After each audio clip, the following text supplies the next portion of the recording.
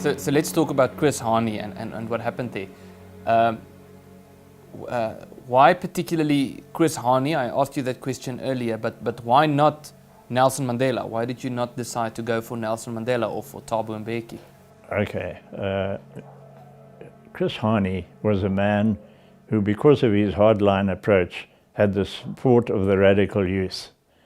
We wanted South Africa to be delivered into a state where they couldn't govern any longer. And then the security forces would have to declare martial law. They would take over, they would restore law and order, and then elections would have to be arranged. And in that election, according to all of the fundis, we would have won the election, we would have become the new government. We would, of course, have continued with the policy of several development because it was working, it was successful.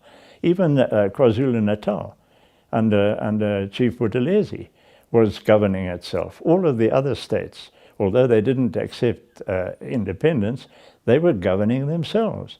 And they were doing it gradually and very effectively. And had that been allowed to continue, we would not have had the chaos that we have today.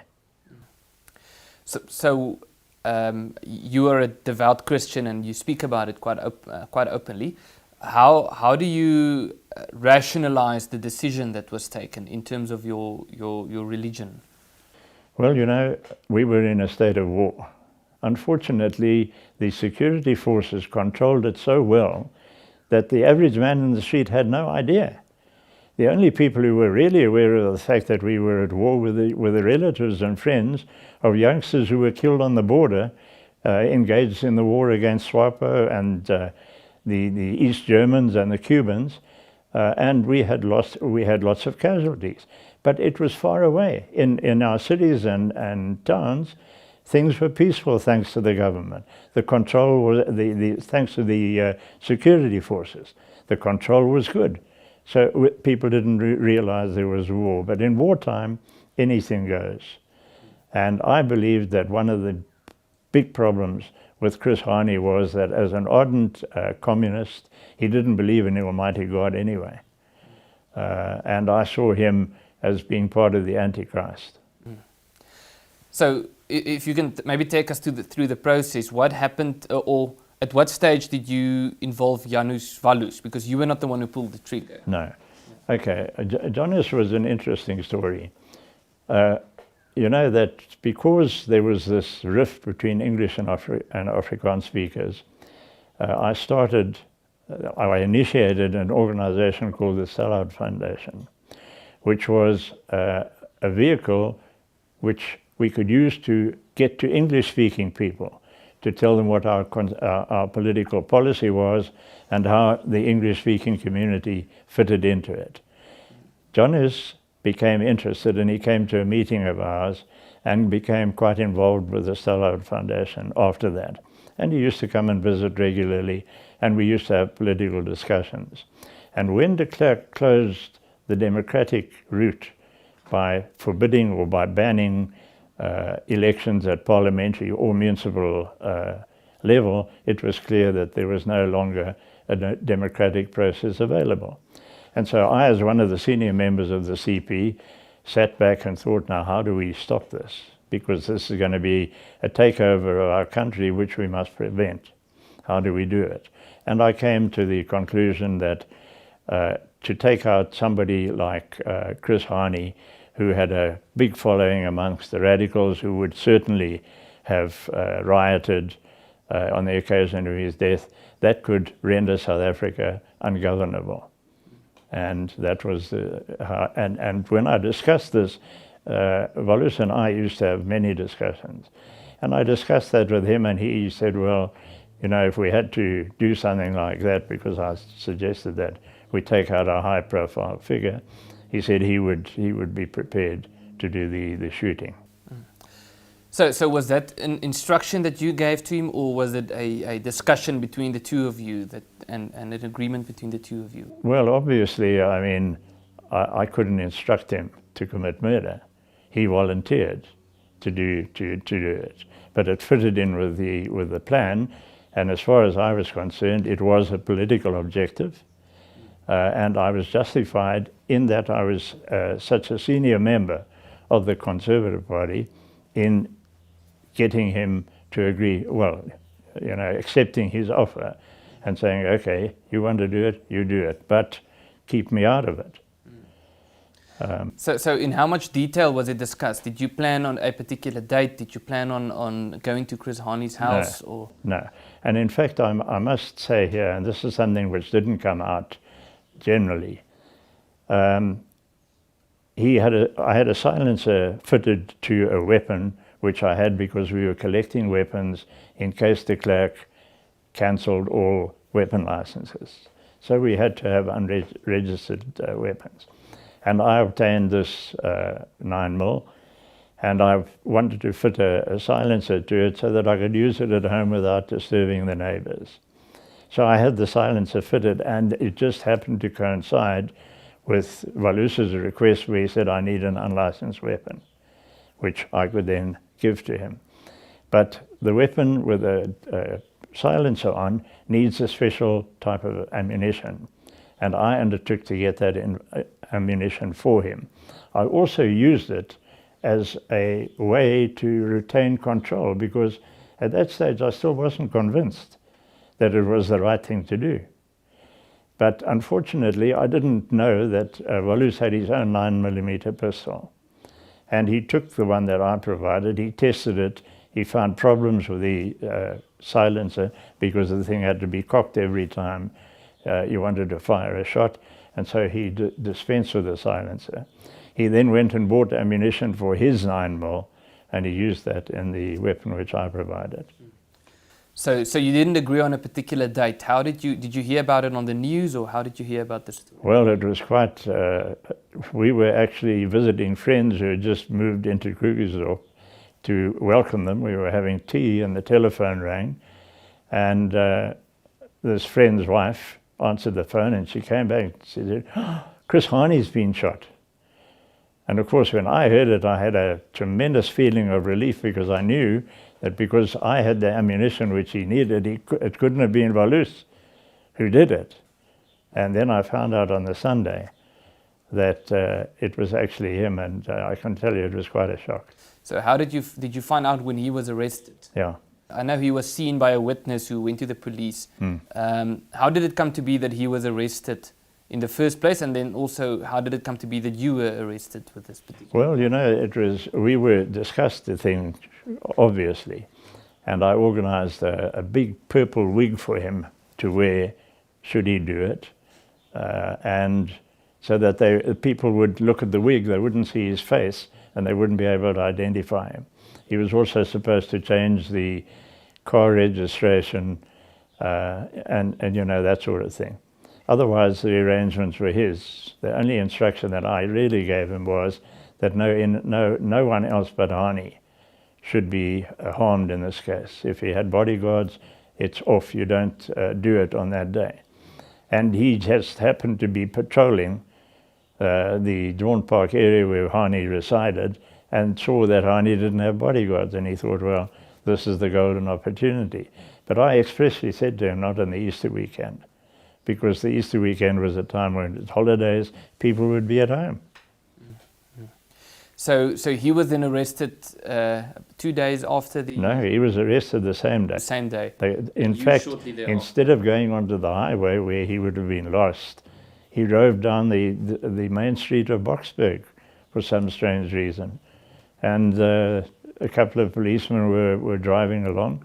They pulled up next to him, looked, and he met the description that this person had given, in the call, and they arrested him.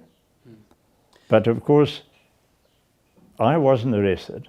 The reason why I was arrested, because after a week's of interrogation, the security branch people filled him up with beer and managed to convince him that they were on our side politically, and that they wanted to warn me, so he must tell them quickly who else was involved, so that he could warn us so that we could get out of the country. And that's how I then became connected. And there was also a domestic worker, I think, that testified against you about the firearm, if I recall. Is that correct? Yes. Now that was another strange situation. In the trial, the question of the handing over of the weapon was essential to the circumstantial evidence case which the state was building, because they knew we weren't going to testify, because they'd been taping our legal visits and all sorts of, getting up to all sorts of skullduggery. So they knew we weren't going to testify, so what they did was they created a feasible circumstantial case to sink me. And of course that was one of the links where she supposedly saw me hand over the weapon to Jonas. But it was impossible for her to have seen that, because if you have a look at the house, and I actually sent a note to my advocate, Henny de Vos, who's now a judge, and I said to him, look, ask for an in loco inspection, because it will be clear from that she couldn't have seen anything about handing over, and that would break down their circumstantial evidence. But of course he just ignored it. I would especially like to hear your view on the Truth and Reconciliation Commission and your application for amnesty.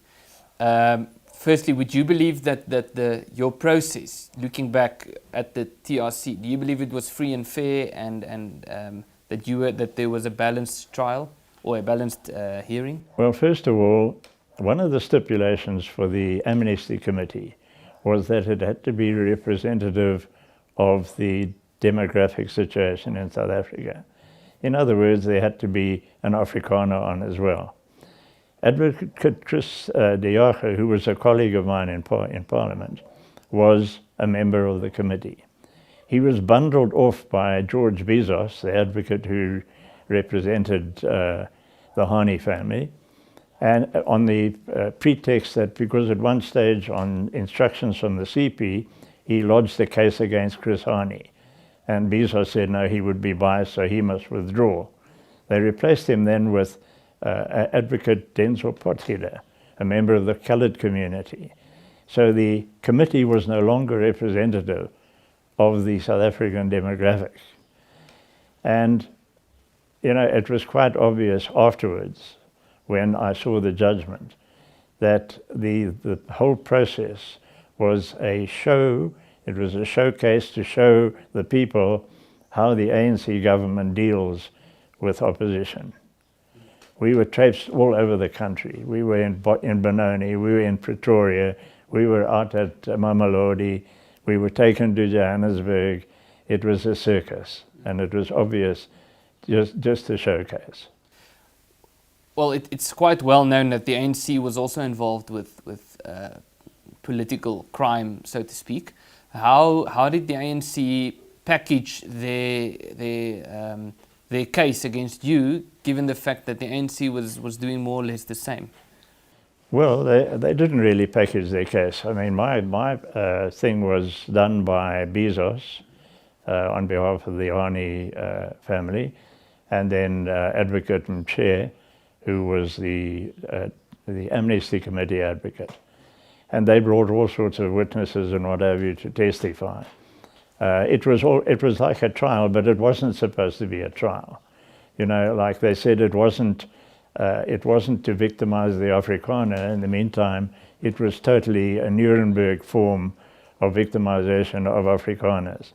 And if you look at the process and the people on their side who got amnesty and the difficulties the Afrikaner applicants experience, it became clear. There was one example that I like quoting. There was a fellow by the name of Palmer, P-H-A-M-A, who was in prison with me. He had shot dead 15 IFP supporters who were traveling in a combi on the East Rand to attend a reconciliation meeting with the ANC. So, I mean, they were aimed at peace, and here he wiped a lot of them out. But in the process, he also shot a traffic officer and killed him.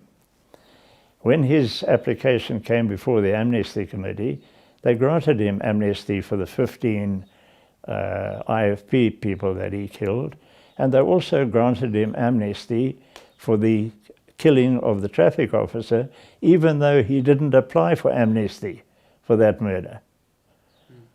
I mean, we had another case where a guy in KwaZulu-Natal walking past the house and he sees lights on and he's drunk. He goes in there and he shoots the people, kills them. That's a political deed.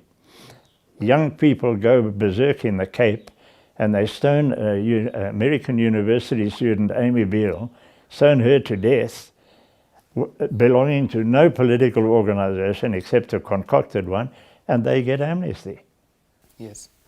And there's also the example of the St. James. That was a disgraceful.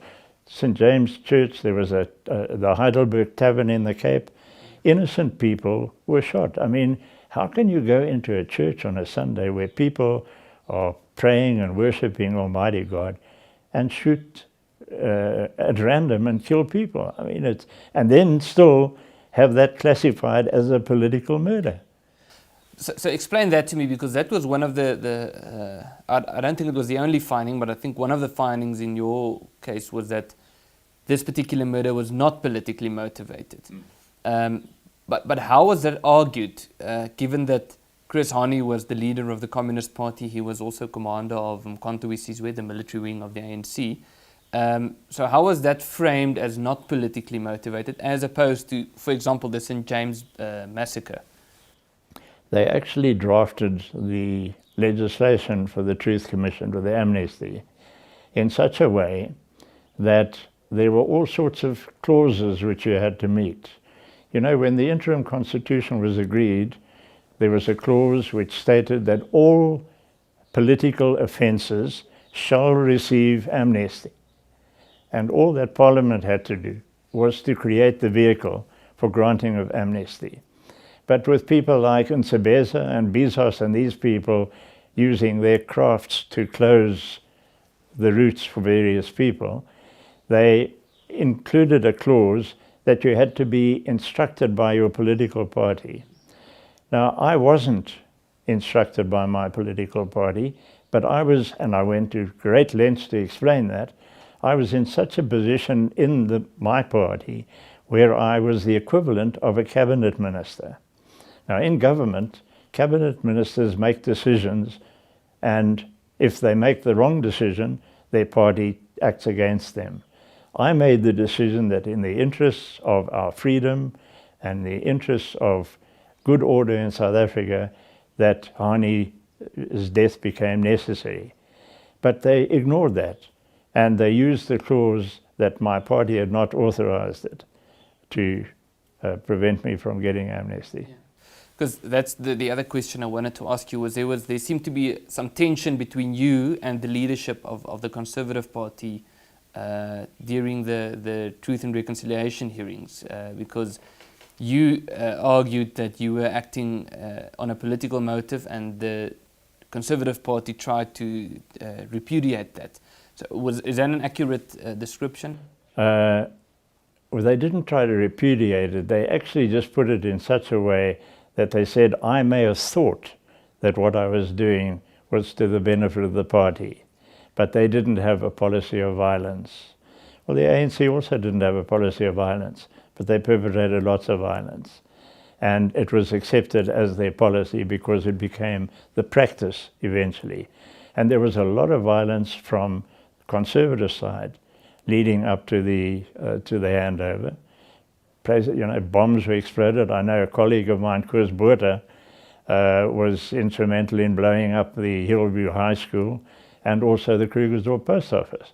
He got amnesty, in spite of the fact that the Conservative Party didn't order him to blow those places up, but they agreed he had a political motive. And that was the whole basis of my application. It was a political motive. There was nothing personal about the whole story. And although Bezos tried with all sorts of things, examining my financial records to see whether I'd been paid for doing it, they could come up with nothing. And they couldn't even come up with a broader conspiracy, although the SACP used this for years to keep me in prison. There were 2 assassination attempts on your life. Do you believe that it was politically motivated? There's no doubt in my mind, because at the moment you're drowning on your own blood. the death sentence being abolished. I said, not for me. I'm still on death row.